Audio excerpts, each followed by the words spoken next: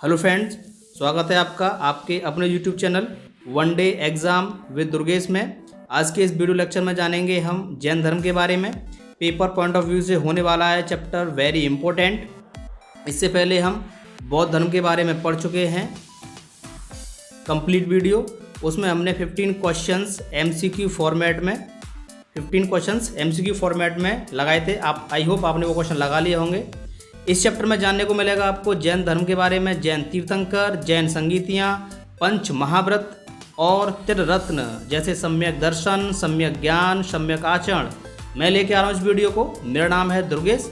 चलते हैं वीडियो की तरफ बिना किसी देरी के।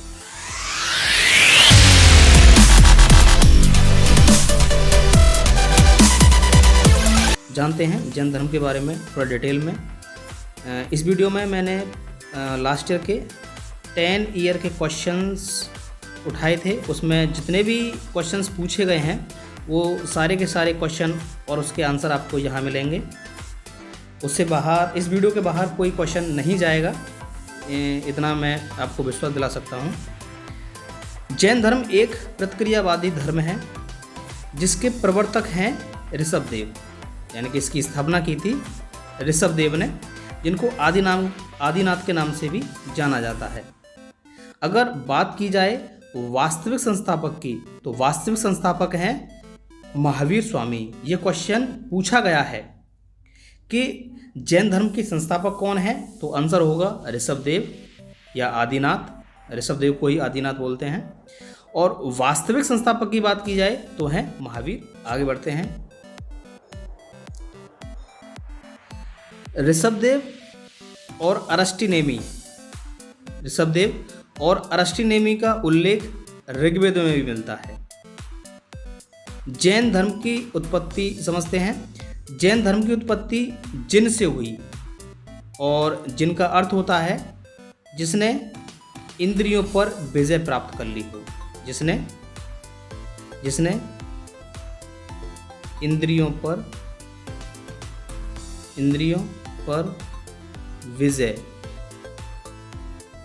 पर विजय प्राप्त कर ली हो, उसे बोलते हैं जैन धर्म में जिन, यानी कि जिसका अर्थ होता है विजेता। किस पर विजेता? इंद्रियों पर विजेता, जिसने इंद्रियों पर विजय प्राप्त कर ली हो। जैन धर्म में जैन गुरुओं को तीर्थंकर बोला जाता है, जिसका अर्थ होता है वह व्यक्ति जो अन्य व्यक्ति को राह दिखाए, जो अन्य व्यक्ति को मार्ग दिखाए, उसे क्या बोलते हैं जैन धर्म में? तीर्थंकर। उसे बोलते हैं तीर्थंकर। और जैन धर्म में 24 तीर्थंकर हुए। नाम सिर्फ आपको 4 या मैक्सिमम 5 आपको याद रखने हैं, उसी में से आपका एग्जाम में क्वेश्चन फंस जाएगा। 24 तीर्थंकर में पहले तीर्थंकर हैं ऋषभदेव, जिनको आदिनाथ के नाम से भी जानते हैं। और अगर इनके प्रतीक की बात की जाए तो प्रतीक है सांड। बात करें दूसरे तीर्थंकर हैं अजितनाथ, 22वें हैं अरष्टिनेमी, 23वें हैं पार्श्वनाथ और अंतिम 24वें हैं महावीर स्वामी, जो कि जैन धर्म के वास्तविक संस्थापक हैं। ठीक है। और इनका प्रतीक है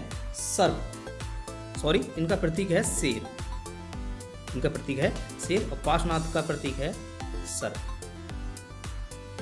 बढ़ते हैं वीडियो में आगे। अब बात करते हैं महावीर का जीवन परिचय के बारे में। इसमें से अक्सर क्वेश्चन बनता ही है, निश्चित क्वेश्चन इसमें से बनेगा। जन्म की बात की जाए तो 540 ईसा पूर्व कुंडल ग्राम में, वैशाली के पास पड़ता है, कुंडल ग्राम में हुआ था। महावीर के बचपन का नाम है वर्धमान। आगे चलते हैं, जो कि क्षत्रिय वंश से संबंधित हैं। इनके पिता का नाम है सिद्धार्थ और माता का नाम है त्रिशला। बात की जाए पत्नी है जसोदा और पुत्री हैं प्रियदर्शनी, जिनका विवाह जमाली से हुआ था और जमाली ही इनके प्रथम शिष्य भी हैं। आगे बढ़ते हैं। महावीर ने 30 वर्ष की अवस्था में अपने बड़े भाई नंदीवर्धन से आज्ञा लेकर गृह त्याग दिया था। अपने बड़े भाई से आज्ञा लेकर गृह त्याग दिया था और 12 वर्ष की कठोर तपस्या के बाद, कितने वर्ष की? 12 वर्ष की गृह त्याग दिया था। और 12 वर्ष की कठोर तपस्या के बाद 42वें वर्ष की आयु में जराम्बिक ग्राम के पास, कहाँ? जरम्बिक ग्राम के पास ऋजुपालिका, कौन सी नदी थी? ऋजुपालिका नदी के तट पर वृक्ष था साल वृक्ष के नीचे ज्ञान, जिसको जैन धर्म में कैवल्य भी कहते हैं, ज्ञान की प्राप्ति हुई। और जैन धर्म में जिनको ज्ञान की प्राप्ति हो जाती है उन्हें बोलते हैं जिन, और जिन का अर्थ होता है जो कि देवताओं से भी बड़ा हो, जो देवताओं से भी ऊपर हो, उसे जैन धर्म में जिन कहा जाता है। जो अपनी इंद्रियों पर विजय प्राप्त कर लेता है उसे बोलते हैं जिन या विजेता। और महावीर ज्ञान प्राप्ति के बाद में जिन या विजेता कहलाए। महावीर से पहले कुल 23 तीर्थंकर हुए हैं और महावीर स्वामी को मिलाकर के 24 तीर्थंकर हुए हैं। बात करें महावीर स्वामी का निधन 72 वर्ष की आयु में पावापुरी, जो कि राजगृह में है, पावापुरी में मल्ल के शासक सुतपाल के राज्य में हुआ था। बढ़ते हैं आगे। जैन धर्म के सिद्धांत के बारे में बात करते हैं। जैन धर्म में 5 महाव्रत के बारे में बात की गई है, जिसमें है अहिंसा, यानी कि हिंसा न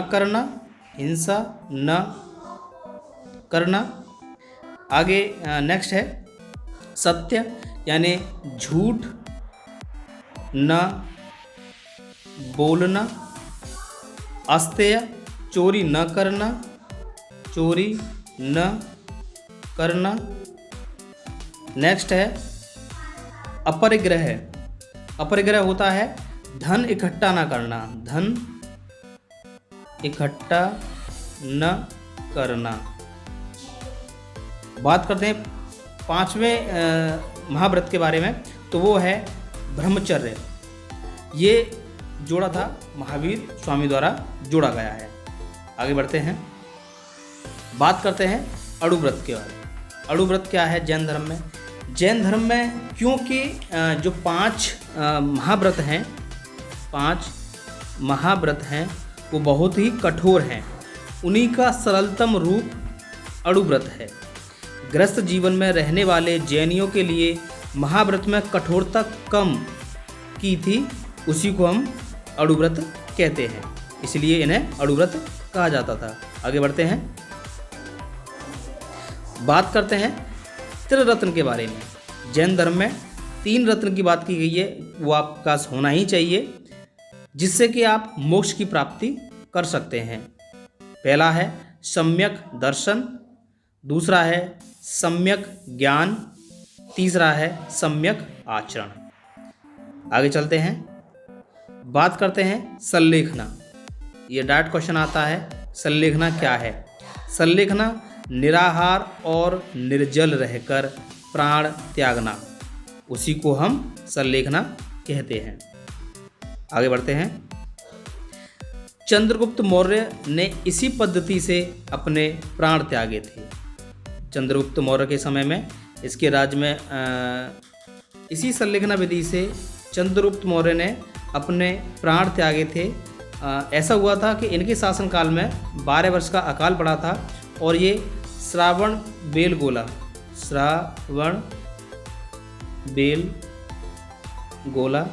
जो कि है कर्नाटक में ये वहाँ चले गए थे भद्रबाहु के साथ में, और इसी पद्धति से इन्होंने अपने प्राण त्यागे थे। आगे बढ़ते हैं, स्यादवाद। जैन धर्म के अनुसार 7 नए आंशिक ज्ञान को ही स्यादवाद कहते हैं। जानते हैं देवताओं का जैन धर्म में क्या अस्तित्व है या क्या स्थान है। जैन धर्म ने देवताओं के अस्तित्व को स्वीकार तो किया है, परंतु उनका स्थान जिनसे नीचे है। कहाँ रखा गया है? जिनसे नीचे रखा गया है। बात करें वर्ण व्यवस्था की, तो महावीर के अनुसार पूर्व जन्म में अर्जित पुण्य और पाप के अनुसार ही किसी को उच्च कोटि और निम्न कोटि कुल में जन्म मिलता है। बात करते हैं जैन धर्म के प्रचार और प्रसार के बारे में। ज्ञान प्राप्ति के बाद महावीर स्वामी ने अपना प्रथम उपदेश राजगृह में विपुलाचल पहाड़ी पर बाराकर नदी के तट पर दिया था। ये एग्जाम पर्सपेक्टिव से बहुत इम्पोर्टेंट है। आगे बढ़ते हैं। जैसा कि मैंने आपको पहले बताया था, जमाली महावीर के दामाद भी थे और प्रथम शिष्य भी थे। महावीर के प्रधान शिष्यों की संख्या 11 थी, जिसको कि गणधर बोला जाता है। महावीर स्वामी की मृत्यु के बाद में सुधर्मन जैन संघ का अध्यक्ष बना। सुधर्मन एक्चुअल में ऐसे लिखा जाएगा, सुधर्मन जैन संघ का अध्यक्ष बना। जैन धर्म का विभाजन कैसे होता है इसके बारे में आगे बात करते हैं।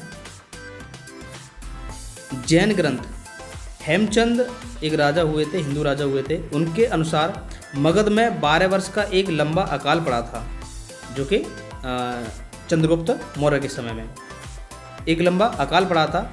बहुत से जैन भद्रबाहु के नेतृत्व में श्रवण बेलगोला कर्नाटक चले गए। कहाँ पड़ता है श्रवण बेलगोला? कर्नाटक में। शेष जैन लोग स्थूलभद्र के नेतृत्व में मगध में ही रुक गए। अकाल समाप्त होने पर जब भद्रबाहु व उनके समर्थक मगध लौटे तो स्थानीय लोगों से उनका मतभेद हो गया। उन्होंने पाया कि स्थानीय लोगों ने जैन धर्म का पालन नहीं किया है और इस मतभेद को दूर करने के लिए पाटलिपुत्र में, इसे हटा देते हैं, पाटलिपुत्र में एक परिषद का आयोजन किया गया, जिसको दक्षिणी जैनियों ने जिसका बहिष्कार किया था। और इसके बाद दक्षिणी जैन दिगंबर कहलाए एवं मगध के जो जैनी लोग थे वो श्वेतांबर कहलाए। बात करते हैं श्वेतांबर और दिगंबर में अंतर। श्वेतांबर और दिगंबर में अंतर। श्वेतांबर स्थानवासी होते हैं।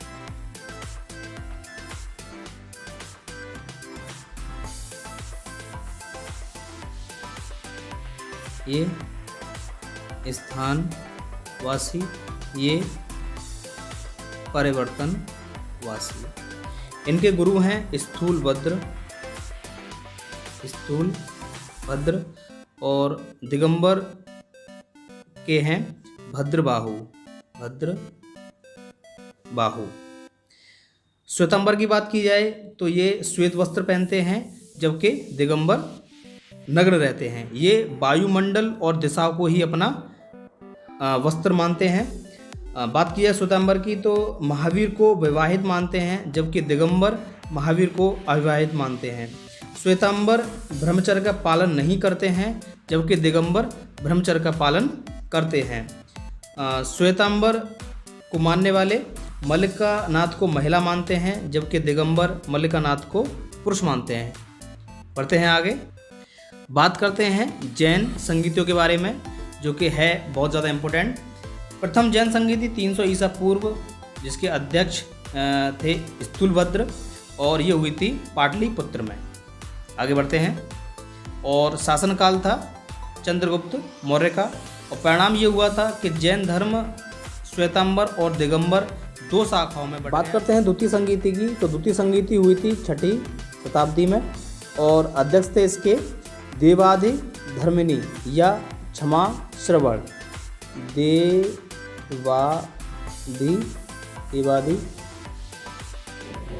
धर्मिणी। स्थान था पल्लवी, जो कि पड़ता है आपका गुजरात में। पढ़ते हैं आगे। परिणाम क्या हुआ था? द्वितीय संगीति का परिणाम हुआ कि जैन ग्रंथों को अंतिम रूप से लिपिबद्ध किया जाए, यानी कि जैन साहित्य को अंतिम रूप से लिपिबद्ध किया गया, और जैन साहित्य को ही हम क्या कहते हैं? आगम। जैन साहित्य को हम आगम कहते हैं। इसमें 12 अंग, 12 ही उपांग और 4 मूल सूत्र हैं। जैन धर्म के ग्रंथ अर्धगामी भाषा में, किसमें? अर्धगामी भाषा में लिखे गए हैं। आगे बढ़ते हैं। राहु ने कल्पसूत्रों को संस्कृत में लिखा है और प्रमेय कमल मार्तंड की रचना, कमल प्रमेय मार्तंड की रचना प्रभा चंद्र ने, किसने? प्रभा चंद्र ने की है। भगवती सूत्र महावीर के जीवन पर प्रकाश डालती है। इसमें 16 महाजनपदों का भी उल्लेख इसी में मिलता है, किसमें? भगवती सूत्र में। आगे चलते हैं। जैनों के आचार और नियमों का उल्लेख आचारंग सूत्र में उल्लिखित है, किसमें? आचारंग सूत्र में उल्लिखित है। परिशिष्ट पर्वन की रचना हेमचंद्र ने, किसने? हेमचंद्र ने की थी।